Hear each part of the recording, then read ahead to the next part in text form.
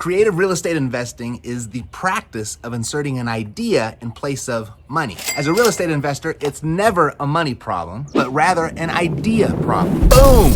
You don't need a lot of money. You just need a lot of ideas. We refer to these creative ideas as terms. Terms like equity sharing, options, lease options, agreement for deed, seller carryback, subject to, wraps, all-inclusive trust deeds, and so much more. You'll see links in the description below for the entire series on these terms. But right now, I'm gonna show you how to use lease options in your creative real estate investing. But before I do, click the subscribe button, ring the notification bell because I post cool stuff like this each and every week and you don't wanna miss it. A lease option is an agreement in which an owner allows a person to use a property in exchange for rent, and also gives the person the right to buy the property for a specified price within a specified period. I see it like this. You buy the property today, but you don't have to pay for it until later. And you get to use and profit from the property in the meantime while you wait. And I would consider a lease option purchase the most flexible strategy, as it's easy to get into and it's easy to get out of. You can make money today, make money every month, and make some big money down the road. And I'll get into all three of those profit centers of a lease option purchase in just a minute. But there's something even bigger at play that you're gonna wanna know. Something that you won't hear from too many people, if anybody at all. It was Nelson Rockefeller, son of John D. Rockefeller. He famously once said, "The secret to success is to own nothing, but control everything." And his quote is really referring to asset protection. But I look at this quote a little bit differently than most, with my focus on the control everything part. And here's why. Real estate has always appreciated,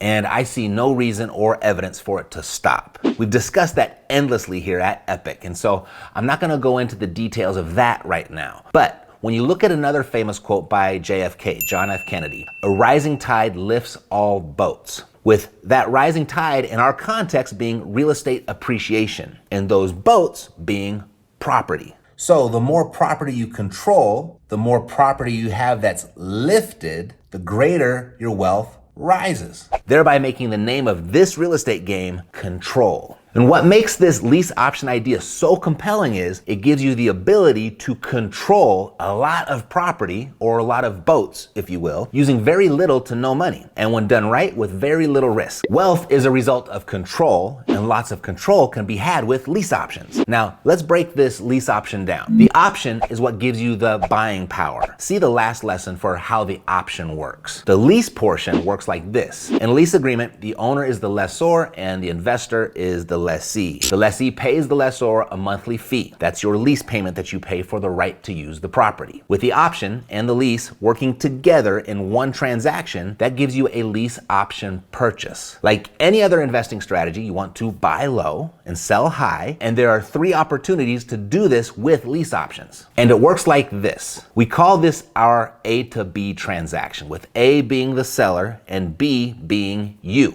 the investor. And as an example, we'll use this house right here valued at $100,000. You negotiate an option price of $80,000. In exchange for that, you give the seller a non-refundable option fee of $2,500 that will be applied to your purchase if you purchase within 3 years. That 3-year window is your option term. You will then pay the seller a monthly lease payment of $800 for 3 years. The most common exit strategy, our B to C transaction, you are still B in this scenario, and you would turn around and immediately find a new tenant buyer, C, who will then option the property from you at, say, $110,000. Because tenant buyers will pay the future price of the property and will typically be happy to pay a premium if they don't have to deal with a bank. And they pay you a non-refundable option fee of $5,000 and then pay you a monthly lease payment of $1,100. Your three profit opportunities here are the option price, where you will make a $30,000 profit should the tenant buyer purchase the property, the option fee of $2,500 right up front, and then a monthly positive cash flow of $300. This is called a sandwich lease, and it is what's most common. An alternative exit strategy is to lease option the property while you fix it up in preparation to flip. So compared to the cost of borrowing money to purchase the property before you do the fixing, a lease option can be considerably cheaper when doing a short-term lease option.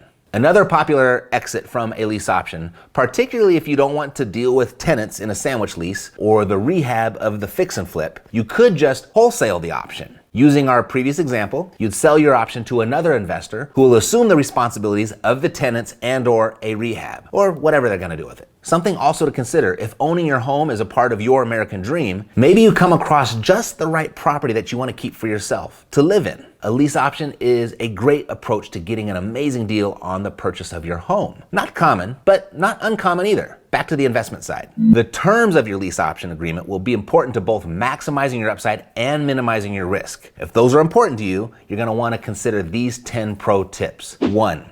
Go low on price, long on term. Negotiate the lowest option price possible for the lowest option fee possible with the longest possible option term. As is the case in when buying property all cash at a deep discount, the same is true here. The foundation of every real deal lies within the seller's motivation to sell. The more motivated the seller is, likely the better the terms you'll be able to negotiate. Most typically, your motivated seller is going to be a frustrated landlord. 2. Cover the seller's mortgage. Your lease payment should be as low as possible, as low as you could possibly negotiate it, but it should at least equal the seller's mortgage payment. You don't want to make lease payments to the seller that don't give them enough to make their mortgage payment on the property and keep it in good standing. 3. Match the terms. When negotiating the option term and the lease term, you want to make sure that they equal each other. As in our example, if you have a 3-year lease, you want to get a 3-year option. You don't want the seller changing the terms of your lease midway through your option. And you don't want to be obligated to pay rent on a property you no longer have the right to buy. 4. Get the right to sublet. Your right to earn monthly income from the property comes from your right to sublet. So make sure that you have that in your agreement. This gives you the right to execute the sandwich lease exit strategy. If you're lease optioning a multi-unit building, you'll hear the right to sublet referred to as a master lease. 5. Break up the option fee. If you don't have the amount of money that the seller wants for the option fee, or even if you do, you can add more money to the monthly lease payment to pay for the option fee, of which requires less money from you up front and reduces your risk. You may also want to carve out a portion of the monthly payments you're making to the seller anyway to be credited to your purchase price. To reduce your balance due at the time should you decide to purchase. 6. Get a buyout. You want a buyout clause in your lease in case you decide you don't want to exercise your option. If you decide you don't want the property and you still have a year left on the lease, this could cause an expensive problem for you. Get the buyout. 7. Clarify insurance. This must be addressed and clearly spelled out in the lease option agreement. I mean, if the house floats away in a flood or burns down or it collapses in an earthquake, you want to be covered, especially if you have invested money into the property. 8. Get the right to renew. You'll want to insert a lease renewal and extension clause in both your lease and option agreements for when things are working out really nicely and you may want to keep it going the way it is before having to execute your option. Or maybe your tenant buyer needs some additional time to execute their purchase. 9. Ask for maintenance participation. Usually, the responsibility for maintenance goes with the lessee. Nonetheless, you should always try to negotiate shared costs and responsibility. Responsibility for maintenance should be clearly spelled out in the lease option agreement. If the water heater goes out in the first few months, you will want the seller to participate in the costs. Ideally, the seller and the investor would share equally in maintenance costs. Most sellers, however, agree to a lease option because they believe they will have no more responsibility for the property. But ask for the clause anyway. It's not a deal breaker if you don't get it though. 10.